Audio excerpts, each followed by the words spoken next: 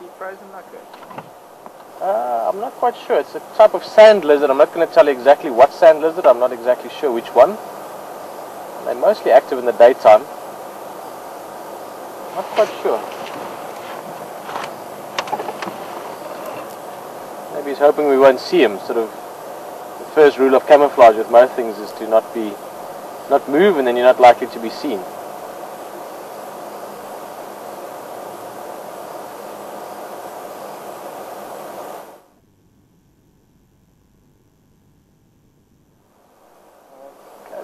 Try. I think we might shoot into the edge of the door with colour. Let's just try and let's give it a try.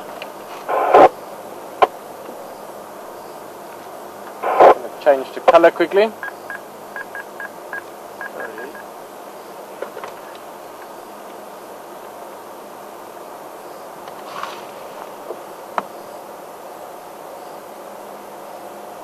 Oh, just behind the door.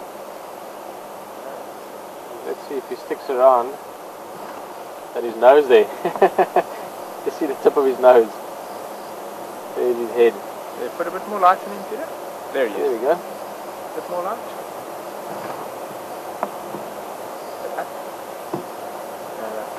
Towards the nose.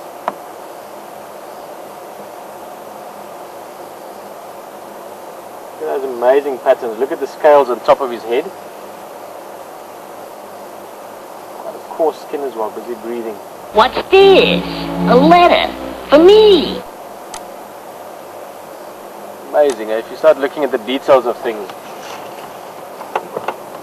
the patterns and the colors, the scales, I mean the designs of this little animal.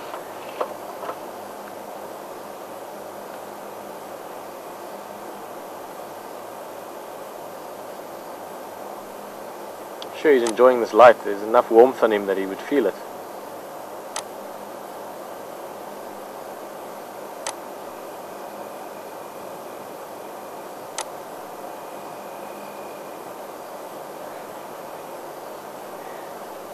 What's that on his left hand side there, James? Maybe he's just sheds. Looks like he might have shed recently. See there just by his left leg. What's that movement there? It's like a little bit of loose skin. Also the patterns are very vivid on him at the moment, so maybe just in the last few days he's shed. He's now got a nice new, fresh, healthy skin.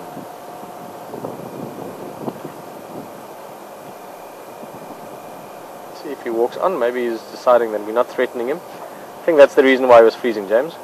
Yeah. Just to try and not be seen. Big thing moving along, and he just freezes. So it's the same as a steenbok when it sees a leopard. It doesn't necessarily run away, it just tries not to be detected. Those perfect little toes. I think he's liking that light. Yeah, he's like, I can say I can handle this. Bit of a sunbed in the evening.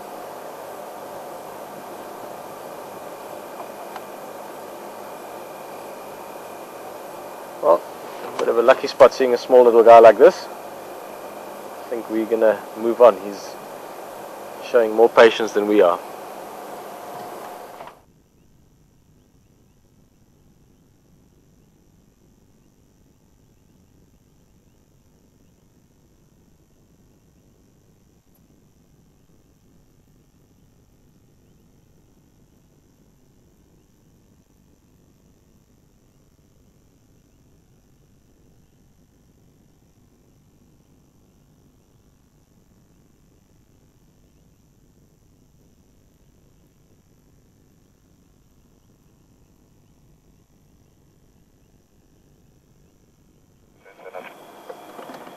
Guys, a little one available, or in the open now. So just a quick radio discussion there, but beautiful little foal, just standing close to mum.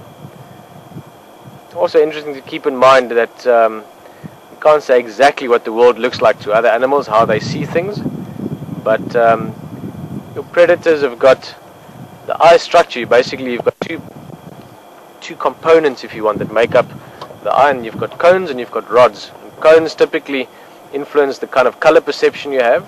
So things like baboons or humans normally have quite a high count of cones in the eye structure, because we need to see color. We're able to see, is the fruit ripe or not ripe, is it red or green, is the insect edible or not, all those kind of things. And then you've got rods, and rods are more sensitive to light. obviously if you have more of one, you have less of the other one. Now most predators have got a very high count of rods, so they've got very good low light vision. It means even in this evening out here where there's a very, very small sickle moon and some starlight, they'd be able to see pretty well, maybe almost as well as we can see the zebra now. But they can't see much color. They can see a little bit of color, sort of very, very soft pastels almost. But again, if you think of it from that angle, then you realize the black and white stripes don't necessarily stand out. Oh, look at that. Sweet. Black and white stripes don't necessarily stand out as clear as they do to us. It's also interesting, James, we'll definitely try and find this guy in the morning. Look at that face. It's got a bit of a scar there. See that? Yeah. Difficult to see what exactly that might be. I think we'll try and find these guys again in the morning. On the infrared lights. Let me just switch this off.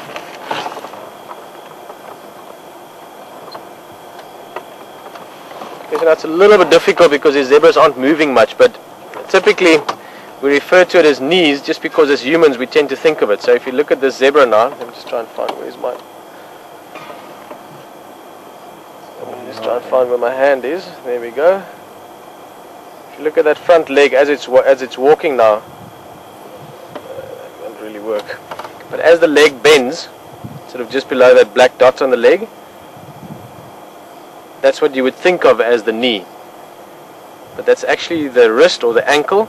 And then if you look at what you would think of as the...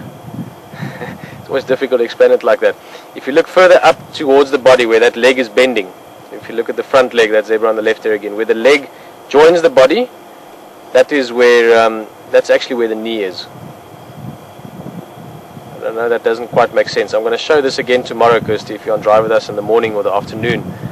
In daylight it's much easier to show you, but essentially you've got the shoulder blade right up against the top of the body, then you've got the elbow or the knee joint sort of where the leg leaves the body, and then halfway down the leg you've got the ankle or the wrist, and then the last part of the leg all the way down to the hoof is actually the fingers, if you want, or the toes that are elongated. So in order to get longer legs so that these animals can run faster, it looks like that. So quite often we refer to warthogs going down onto their knees just because that's what it looks like sort of in colloquial talking, but they're actually going down onto their wrists or their ankles.